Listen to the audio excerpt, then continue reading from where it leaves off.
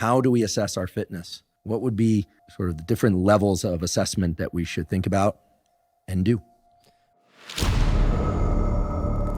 When it comes to exercise, people generally have two major goals in mind.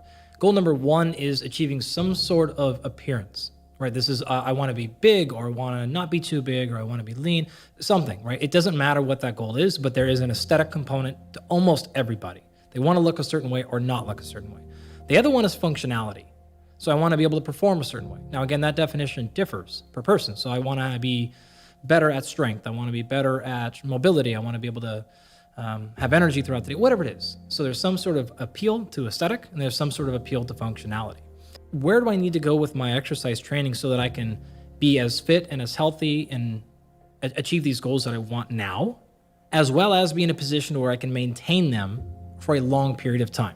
Can you walk us through the 9 different adaptations that you mentioned earlier and give us a way to assess our level of ability in each of those 9? The very first one we want to talk about is movement skill. A push-up, a pull-up or a bent row, a squat, and then a deadlift. What you're going to do is do that movement and record a frontal view and a side view. What you want to do is move, and you want to look for 4 key things at every joint. Again, imagine I'm doing a squat. I'm going to do a squat, and I'm going to focus on just my ankle. And I'm going to look for these 4 things of the ankle: symmetry, stability, awareness, and range of motion through each joint. What about speed?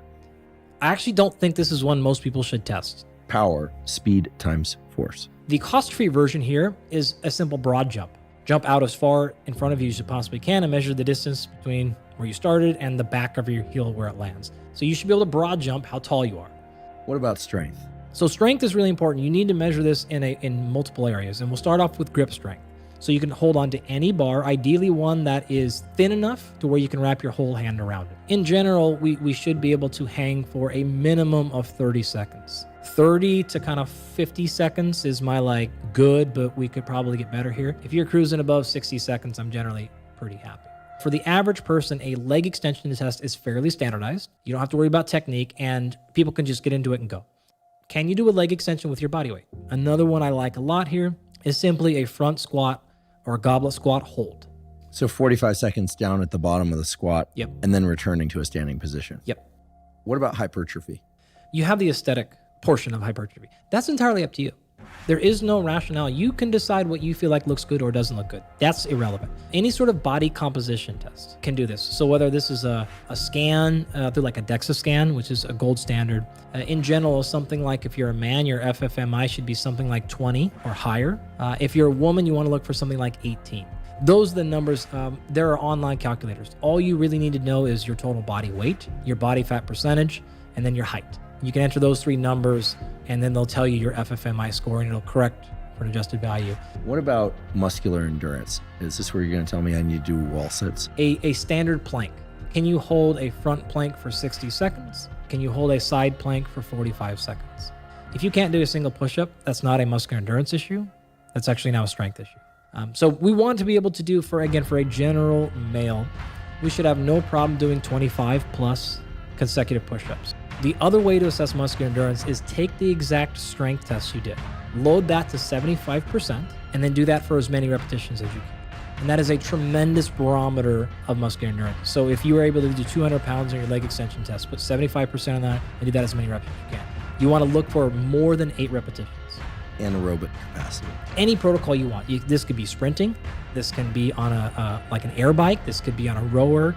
Anything like that. Anything where you can exert maximal effort and you don't have to worry about technical problems. So I generally don't like to do things like a kettlebell swing or something like that. There's just too many other variables. You need to be able to go as hard as you possibly can, knowing you're going to get to a place of tremendous fatigue. What you really want to worry about there is, can you complete it? And then how awful do you feel afterwards? Can you get close to your predicted maximum heart rate? 220 minus your A.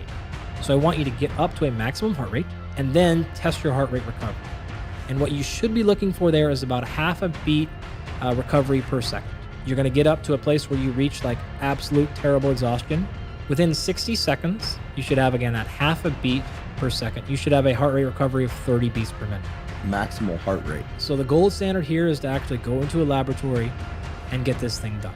If you don't have access to that, you can do a couple of tests. One of them is called a 12-minute Cooper's test. So this is simply time. You're going to run for 12 minutes as far as you can, and you're going to record the distance you covered. Again, you can go online to any number of calculators, enter that distance in, and that will tell you your estimated VO2 max.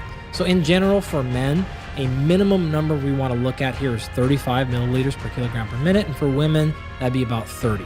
We can actually push a lot higher on those things. In reality, I want to see men above 50. Long duration, steady state exercise. You should maintain consistent work output for over 20 plus minutes. I personally like to throw a little twist in here, which is, can you do this with nasal breathing only? Walking doesn't really cut it unless you're very, very unfit. I want you moving at a non-walking pace. I don't care what zone this is, 2, 3, 4, 5, I don't care. Show me you can maintain minimum of 20 minutes of work with no breaks, no intervals, no downtime. And again, ideally, breathing through your nose only. How often should we be assessing our fitness for each and every one of these? Well, the way that I would say this is you want to pick the one that is the worst and do that more frequently. If we then test your VO2 max and in your 12 minutes, you cover a total of a half a mile, then we might want to test that every month. I would recommend doing this full battery once a year. So you can knock out your strength testing and muscular endurance testing all in one day. That could be, you could do your performance, your skill diagnostic, your power jump test, your strength, and your muscular endurance, and all that stuff is knocked out. You're going to have to come back on a separate day and do your anaerobic test. This is 30 seconds maximal endurance, things like that. You're going to have to do your VO2 max test on its own day. Ideally, this most realistically probably takes 3 days. If you want to separate them into 4 or 5, the more separation you do, the better data you're going to get.